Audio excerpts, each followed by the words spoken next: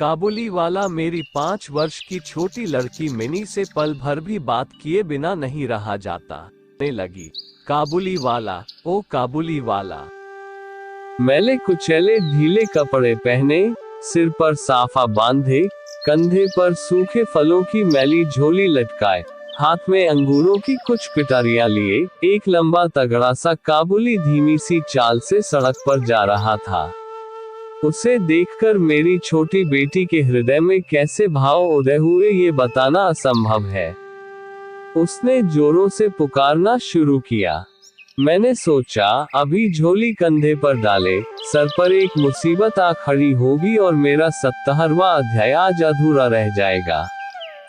किंतु मिनी के चिल्लाने पर ज्यों ही काबुली ने हंसते हुए उसकी ओर मुंह फेरा और घर की ओर बढ़ने लगा, त्यों ही मिनी भय खाकर भीतर भाग गई। फिर उसका पता ही नहीं लगा कि कहां छिप गई। उसके छोटे से मन में साथ मेरे घुटनों से लिपट गई। काबुली वाले से उसका पहला परिचय इस प्रकार हुआ। इस घटना के कुछ दिन बाद एक दिन सवेरे मैं किसी आवश्यक कार्यवश बाहर जा रहा था। देखूं तो मेरी बिटिया दरवाजे के पास बेंच पर बैठी हुई काबुली से हंस हंसकर बातें कर रही है और काबुली उसके पैरों के समीप बैठा बैठा मुस्कराता हुआ उन्हें ध्यान से सुन रहा है और बीच बीच में अपनी राय मिली जुली भाषा में व्यक्त करता जाता है। मिनी को अपने 5 वर्ष के जीवन में बाबूजी के सिवा ऐसा धैर्य वाला श्रोता शायद ही कभी मिला हो। मिनी की झोली बादाम किस्मिस से भरी हुई थी। मैंने काबुली से कहा, इसे ये सब क्यों दे दिया? अब कभी मत देना, कहकर कुर्ते की जेब से एक अठन्नी निकालकर उसे दी। उसने बिना किसी हिचक के अठन्नी लेकर अपनी झोली में रख ली।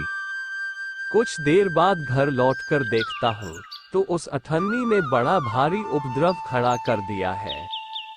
मिनी की माँ एक सफेद चमकीला गोलाकार पदार्थ हाथ में लिए डांट डपट कर मिनी से पूछ रही थी, तूने यह अठन्नी पाई कहाँ से, बता?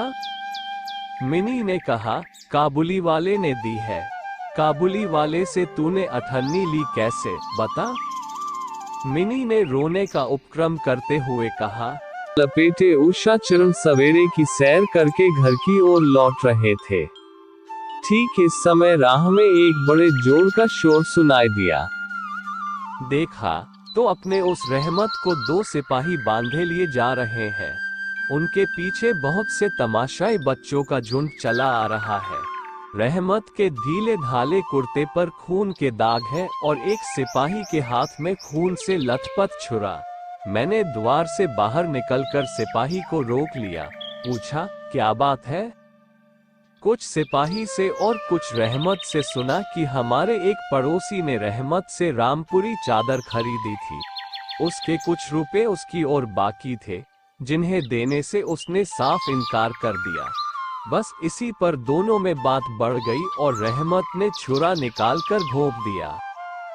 रहमत उस झूठे बेईमान आदमी के लिए भिन्न भिन्न प्रकार के जुर्म में रहमत को कई वर्ष का कारावास मिला।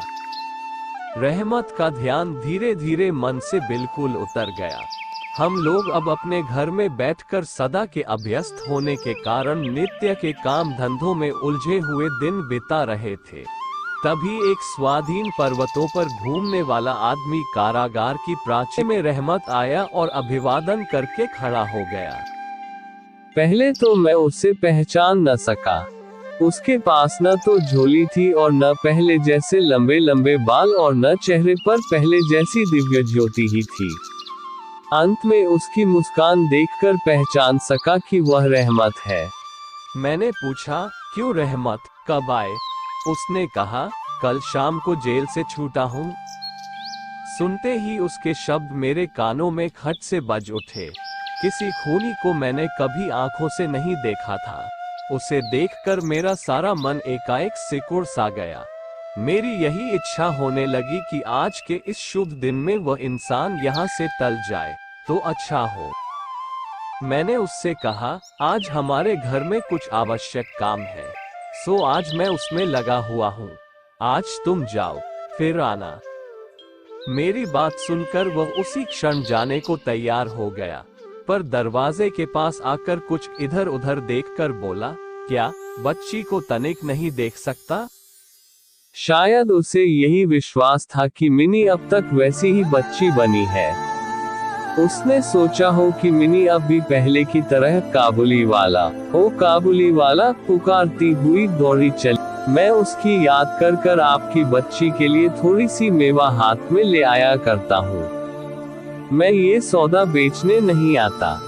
कहते हुए उसने ढीले ढाले कुर्ते के अंदर हाथ डालकर छाती के पास से एक मैला कुचैला मुड़ा हुआ कागज का टुकड़ा निकाला और बड़े जतन से उसकी चारों तहें खोलकर दोनों हाथों से उसे फैलाकर मेरी मेज पर रख दिया।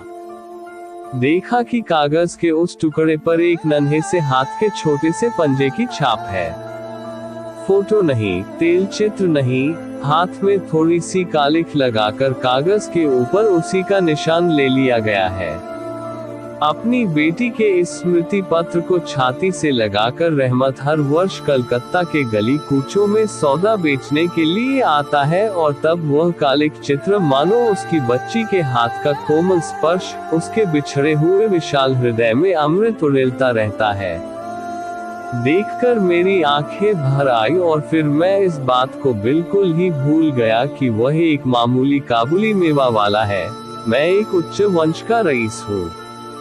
तब मुझे ऐसा लगने लगा कि जो वह है वही मैं हूँ। वह भी एक पिता है और मैं भी। उसकी पर्वतवासिनी छोटी बच्ची की निशानी मेरी ही मिनी की याद दिलाती है। इतना करते बना। बाद में हंसते हुए बोला, लल्ली सास के घर जा रही है क्या? मिनी अब सास का अर्थ समझने लगी थी, अतः अब उससे पहले की तरह उत्तर देते न बना। रहमत की बात सुनकर मारे लज्जा के उसके कपोल लाल हो उठे। उसने मुंह को फेर लिया। मुझे उस दिन की याद आई जब रहमत के साथ मिनी का प्रथम परिचय हुआ था। मन में एक पीड़ा की लहर दौड़ गई।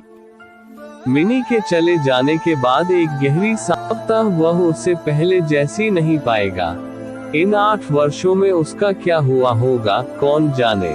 सवेरे के समय शरद की स्निग्ध सूर्य किरणों में शहनाई बजने लगी और रहमत कलकत्ता की एक गली के भीतर बैठा हुआ अफगानिस्तान के मेरू पर्वत का दृश्य देखने लगा। मैंने एक नोट निकालकर उसके हाथ में दिया और कहा, रहमत तुम देश चले जाओ अपनी बेटी के पास। तुम दोनों के मिलन सुख से मेरी मिनी सुख पाएगी। रहमत को रुपए देने के बाद विवाह के हिसाब में से मुझे उत्सव समारोह के 2 एक अंक छांट कर काट देने पड़े। जैसी मन में थी वैसी रोशनी नहीं करा सका। अंग्रेजी बाजा भी नहीं आया। घर में औरतें बड़ी बिगड़ने लगी। सब कुछ हुआ, फिर भी मेरा विचार है कि आज एक अपूर्व ज्योत्सना से हमारा शुभ समारोह उज्जवल हो उठा।